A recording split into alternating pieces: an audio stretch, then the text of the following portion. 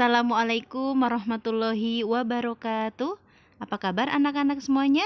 Semoga semua dalam keadaan sehat serta dalam lindungan Allah Subhanahu wa Ta'ala.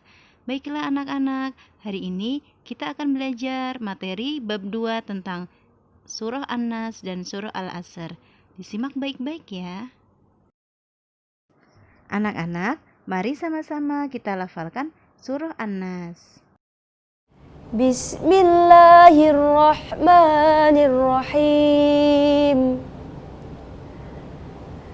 Qul a'udzu birabbin nas, malikin nas, ilahin nas, min syarril waswasil khannas, alladzi yuwaswisu fi sudurin nas, minal jinnati wan nas. Shadaqallahul azim. Bagaimana anak-anak? Sudah hafal surah An-Nasnya? Pasti sudah ya.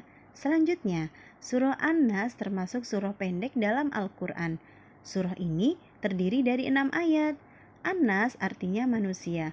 Surah An-Nas termasuk surah Makkiyah, artinya surah yang diturunkan sebelum Nabi Muhammad hijrah ke Madinah. Surah An-Nas mengandung perintah agar kita selalu meminta perlindungan hanya kepada Allah dari segala kejahatan, baik yang terlihat maupun yang tidak terlihat, baik kejahatan yang berasal dari manusia seperti perampokan dan lain-lain, maupun dari bangsa jin seperti sihir. Selanjutnya, isi kandungan surah An-Nas. Yang pertama, selalu ingat kepada Allah Subhanahu wa Ta'ala di setiap saat dan dimanapun kita berada. Yang kedua, selalu ingat bahwa hanya Allah saja yang merupakan Tuhannya manusia. Yang ketiga, selalu ingat bahwa hanya Allah saja yang merupakan penguasa manusia. Yang keempat, selalu berusaha menghindari bisikan-bisikan yang mengajak pada kejelekan. Bisikan-bisikan kejahatan itu terjadi di hati manusia. Bisikan-bisikan tersebut berasal dari bisikan jin dan manusia. Hal-hal yang dapat dilakukan agar terhindar dari kejahatan setan dan manusia diantaranya adalah: yang pertama, mendekatkan diri kepada Allah Subhanahu wa Ta'ala. Dengan cara apa? Rajin sholat, rajin mengaji, berdoa kepada Allah Subhanahu wa Ta'ala. Dan yang kedua, berbuat baik kepada sesama manusia. Pesan surah An-Nas yaitu perintah kepada manusia agar berlindung kepada Allah Subhanahu wa Ta'ala dari segala macam kejahatan yang datang ke dalam jiwa manusia, baik dari golongan jin dan manusia. Baiklah anak-anak, sekarang kita akan membahas tentang surah Al-Asr. Mari sama-sama kita baca surah Al-Asr. A'udzu billahi minasy syaithanir rajim. Bismillahirrahmanirrahim. Wal 'asr. Innal insana lafi khusr.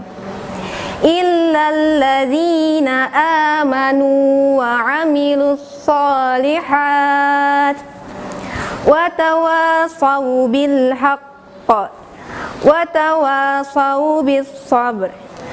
Shadaqallahul azim. Bagaimana anak-anak? Sudah hafal surah Al-Asr-nya?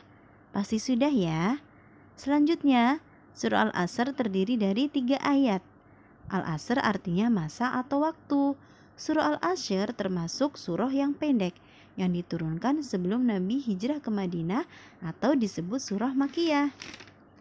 Surah Al-Asr mengajarkan kita untuk menghargai waktu. Manusia yang menyia-nyiakan waktu yang ia miliki, maka ia akan mengalami kerugian, karena waktu yang telah berlalu sedetik pun tidak akan dapat dikembalikan.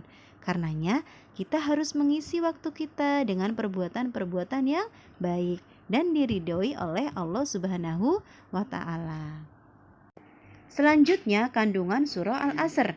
Kandungan yang pertama, Islam mengajarkan manusia memanfaatkan waktu dengan sebaik-baiknya agar tidak termasuk orang yang merugi. Dengan kata lain, surah Al-Asr mengajarkan kita untuk berperilaku disiplin. Disiplin adalah melakukan sesuatu dengan aturan dan waktu yang telah ditentukan. Disiplin adalah kunci keberhasilan seseorang. Contoh perilaku disiplin diantaranya adalah bangun tidur tidak terlambat, pergi ke sekolah tepat waktu, mengerjakan pekerjaan rumah tanpa ditunda-tunda, melakukan sholat di awal waktu. Bagi laki-laki, sholat fardunya berjamaah di masjid atau musola, dan melakukan ibadah lain sesuai waktunya. Kandungan surah Al-Asr yang kedua, Allah juga memerintahkan kepada manusia untuk melakukan 3 hal, yaitu beriman, beramal soleh, serta menasehati dalam kebenaran dan kesabaran. Yang ketiga, seseorang yang hanya beriman tanpa beramal soleh, ia juga akan merugi. Demikian pembahasan materi pada pagi hari ini. Tetap semangat belajar dan jangan lupa mengerjakan tugasnya. Wassalamualaikum warahmatullahi wabarakatuh.